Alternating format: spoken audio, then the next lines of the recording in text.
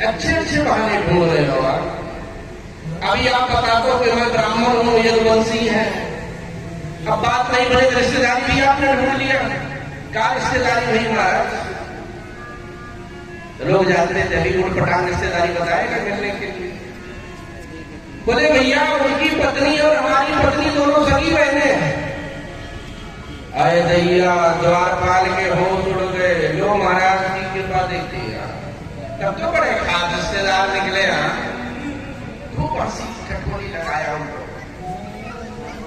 ध्यान देना, कथा जो है ना भाव से सुन सकते हो, बुद्धि से नहीं। बुद्धि में तर्क और कुतर्क होता है, कथा सुनने के लिए हृदय चाहिए। जैसे सुदामा ने कहा कि भैया उनकी अर्धांगिनी और हमारी अर्धांगिनी दोनों सगी बहने हैं, इसलिए हमारे रिश्तेदार लगते हो। जब द्वारपालों ने भूख आगे लगाए तो सुदामा जी के नेत्र सजल हो गए। वो समझ गए कि द्वारपाल मिलने नहीं देंगे। बोले भैया ध्यान से सुनिएगा, हमारी उनकी कोई जाति रिश्तेदारी नहीं है। अरे ये विपत्ति और संपत्ति दोनों सभी बहने हैं। संपत्ति द्वारिकाधीश के संग में ब्याही गई है और विपत्ति निर्धन ब्राह्मण के संग में ब्याही गई है, इसलिए हमारे रिश्तेदार हैं। विपत्ति और संबंध का बहुत बड़ा गहरा संबंध है। यही भाव सुनकर के द्वारपाल आश्चर्यचकित हो गए। बोले भैया बड़ा उच्च कोटि का ब्राह्मण लगता है, इसकी बातों में बहुत तेज बल है, ऐसा न कोई भूल हो जाए हमसे। एक बार जाकर के सूचना दे दे, द्वारकाधीश तो लकीले है। बोले महाराज जी आपने नाम क्या बताया? बोले भैया वृंदापुरी भूल जाना, लेकिन सुदामा नाम रखो। और द्वारपाल जैसे ही पहुंचे हैं, भगवान के नेत्र तो सजल थे कि मित्र यहाँ तक आ भी गया है लेकिन अब नहीं मिल पा रहा है, इतनी विडंबना हमसे मिल गई। द्वारपालों ने कहा सरकार आज तक बड़े बड़े राजा जिराज को हमने यहाँ से मिलते देखा, लेकिन एक आज ऐसे महाराज आए। महाराज जी क्या कहूँ कि क्या अद्भुत छवि, और गौतम दास जी की रचना का दर्शन करेगा। द्वारपालों ने कहा शीस पगार जगातर में प्रभु जाने को आही बसे कहीं गामा। धोती फटी सिलटी धोपटी और पाए वो बारह की नहीं चामा। द्वारे खड़े दुर्बल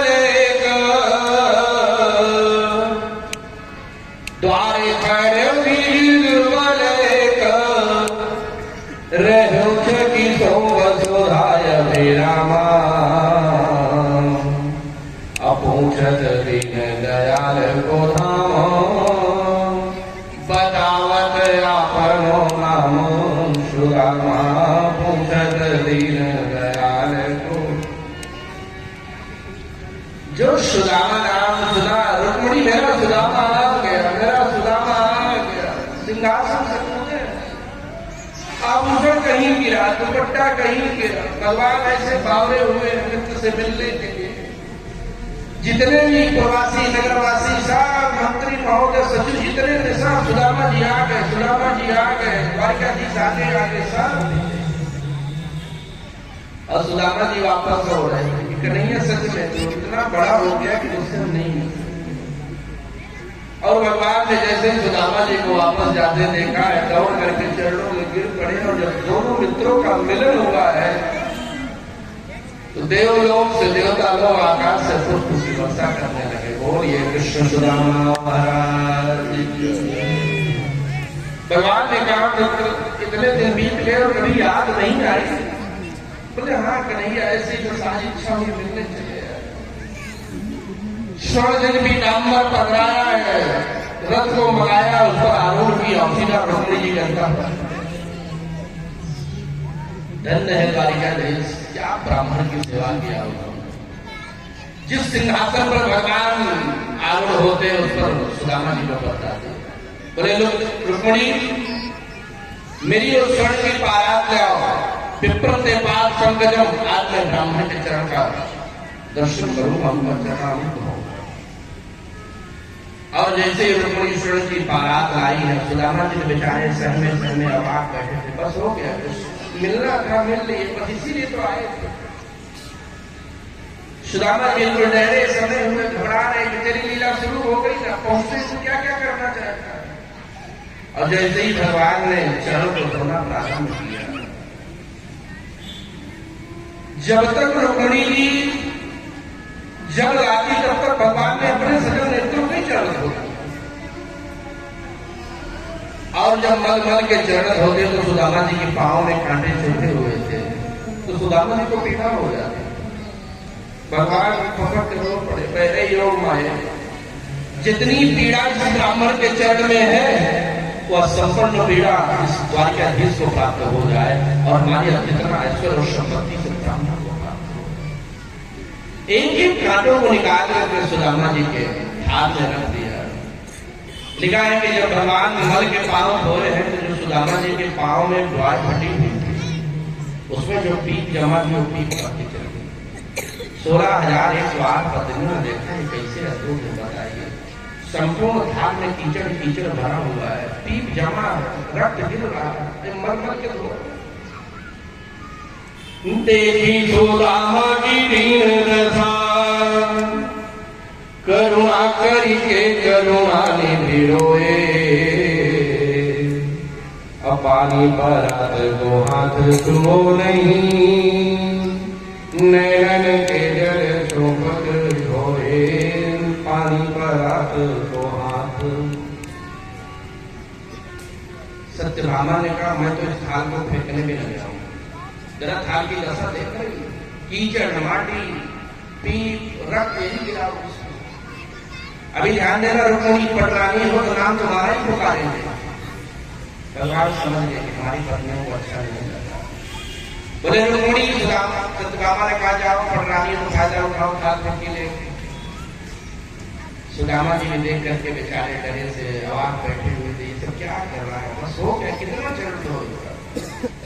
बोले रुक्मिणी ध्यान से सुनो, आज जो हमारे बचपन के मित्र उच्च कोटि के सिद्ध महात्मा पधारे हुए हैं, ऐसे संत महात्मा ब्राह्मणों का दर्शन कभी कभी हो भाग्य कि हमने इनके चरण धोए हुए इस चरण के चरणों तक तो रुक्मिणी के होश उड़ गए कि प्रभु ये चरणामृत है। ऐसा न हो कि प्रभु ने चरणामृत का नाम लेकर के पूरे पंडाल में बंटवाते हैं। अरे राम राम, ये थाल फेंकने की हिम्मत नहीं है, बताओ ये चरणामृत कह रहे हैं।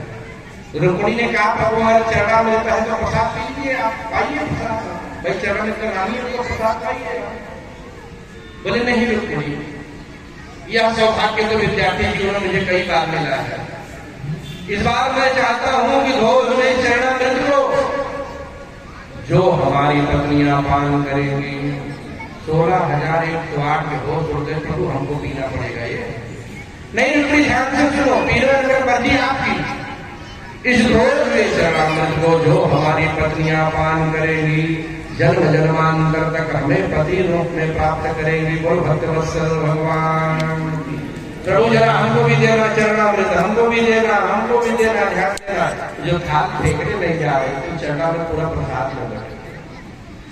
सुदामा जी मुस्कुराने लगे, कहेंगे अभी तेरी बचपन की एक भी आदत नहीं गई, हवा का रुखी मोड़ देता, तेरी लीला छोटी जा। भोजन प्रसाद रात्रि विश्राम। अच्छा, जब बचपन के मित्र अकेले में मिलते तो बचपन जैसी बातें होने लगती। बोले बात बता मित्र, बहुत दिन हो गया, कभी आया नहीं, अचानक आया, याद आई कभी आया। बोले हाँ मित्र क्या करें, घर गृहस्थी का बोझ है, नहीं करता है। अच्छा एक बात बताओ, तो बचपन की बातें मुझे खूब याद होंगी। सुदामा जी समझ गए, अभी दबी हुई अंगुली कोई दबाएगा। हाँ मित्र याद है सब तो कौन भूलेगा भाई। बोले तो वो बात। बोले कौन बात? वही जब गुरु माता ने चले दिए थे और जब ठंड पड़ी और चोरी करके चबा रहा था। बोले हाँ छोड़ रहा, वो सब बातें बचपन की बातें ले दे करके प्रभु चले, चोरी वाली बात अभी करेगा तो बात लगा, ये बातें नहीं करना चाहिए। अच्छा एक बात बता रहे, इतने दिन बाद आया, कुछ उपहार नहीं लाया। सुदामा जी घबराए, हम इससे इच्छा रखे, हमसे इच्छा रख रहा है। अभी इसकी एक ही आदत नहीं गई। बोले नहीं मित्र, बस ऐसे ही चले आए बाहर, टाइम नहीं मिला हमको आने के लिए, लेने देने रास्ते कहीं। अच्छे बात बताओ, बचपन में अक्सर बाबा बैरागी जैसी बातें किया करते थे, तो विवाह शादी रचाया कि वैसे ब्रह्मचारी के नहीं ढूंढते? बोले नहीं करेंगे, विवाह तो हुआ। और सच बताओ, हम आज जो यहाँ आए हैं मेरी भाभी नहीं भेजा, उसका नाम है सुशीला, वैसे सुशील भी है।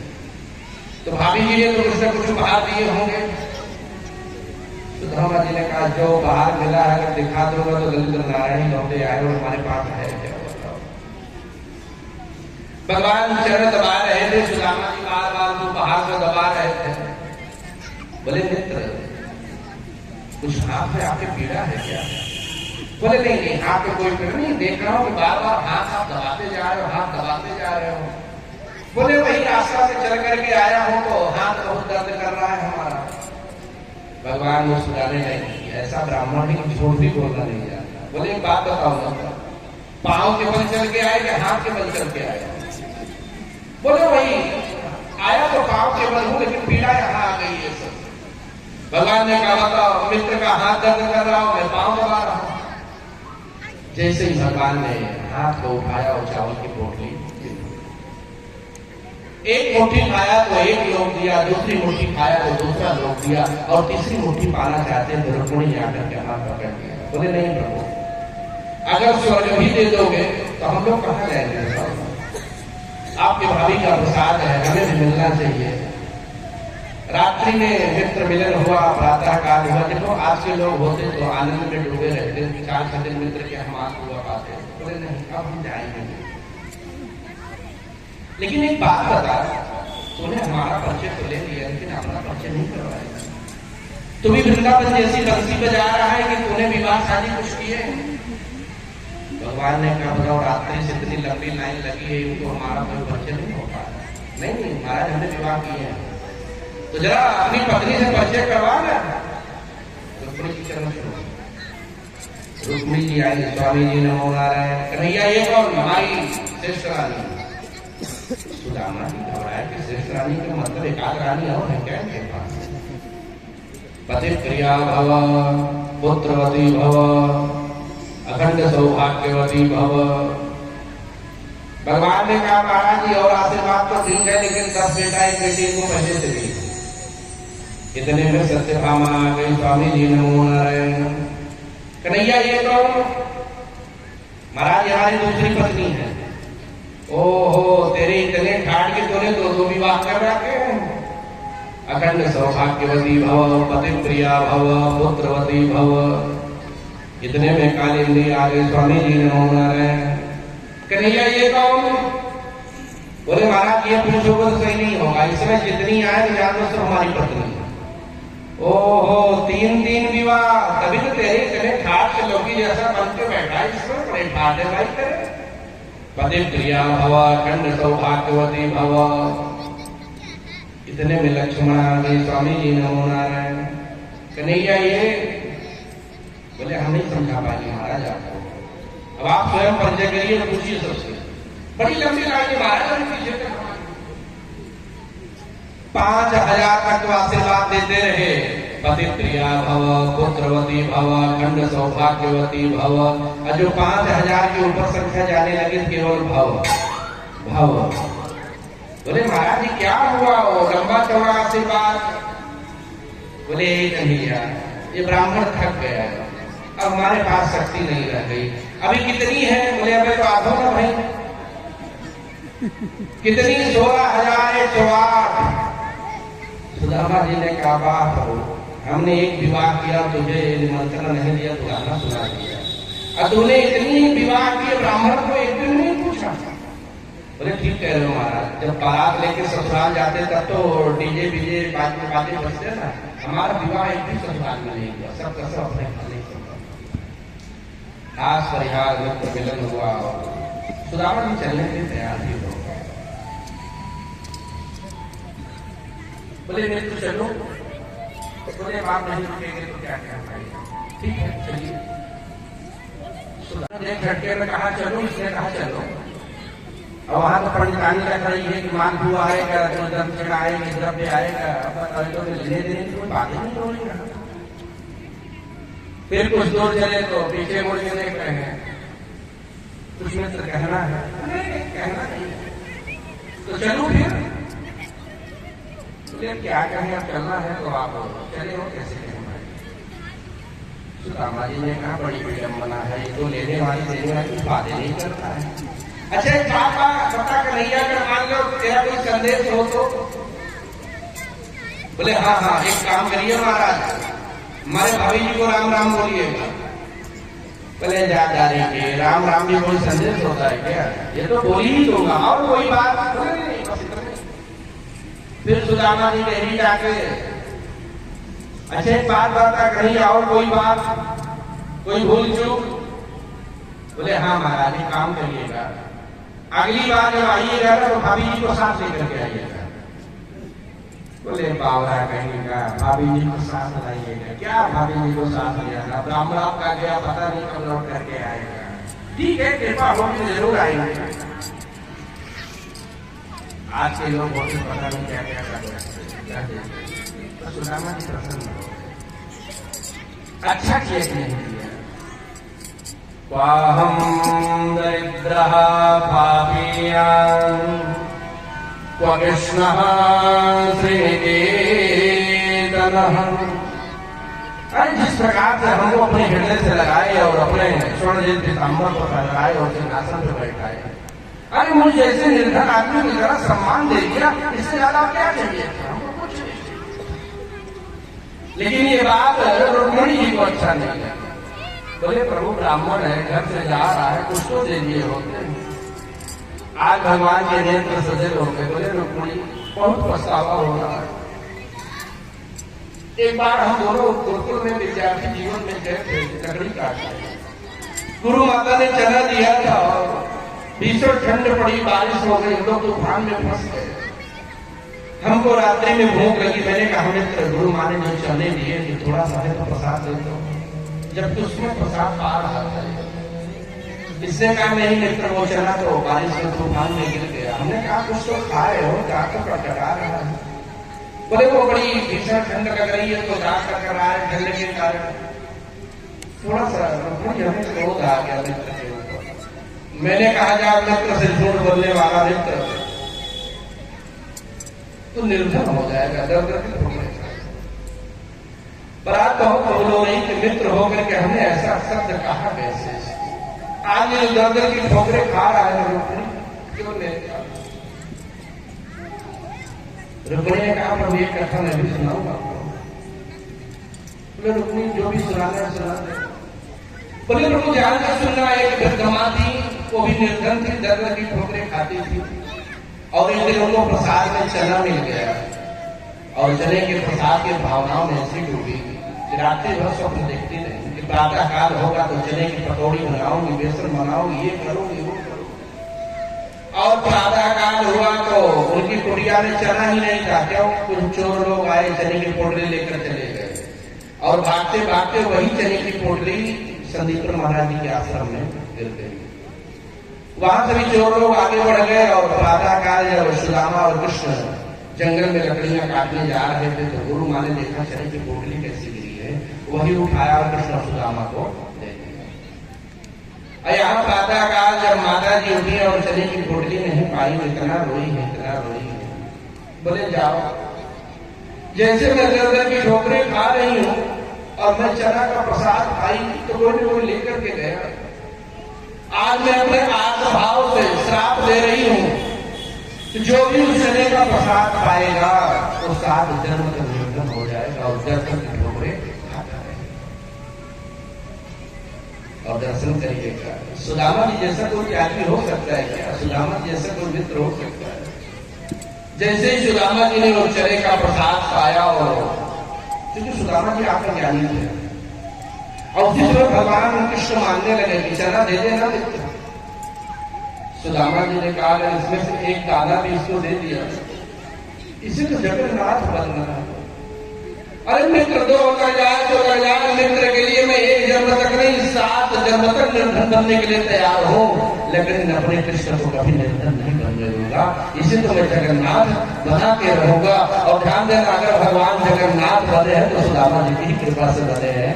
और इस जगत से मित्रता करोगे, ध्यान देना, निर्धन बनाने के लिए सभी लोग खड़े हो जाएंगे, पर जगन्नाथ से मित्रता करो तो सुदामा जैसे कोई एक ही होगा। बोले प्रभु ध्यान दीजिएगा, केवल एक चना आपको दे दिए होते तो आज सुदामा जी की लाइन में आप खड़े होते। तो भगवान ने अपनी भूल स्वीकार की, पर विश्वकर्मा को बुला करके जैसे द्वारिकापुरी से भगवान ने सुदामापुरी बना दिया। आज आइए कथा का मंगल कर विश्राम की तरफ हम लोग देखो।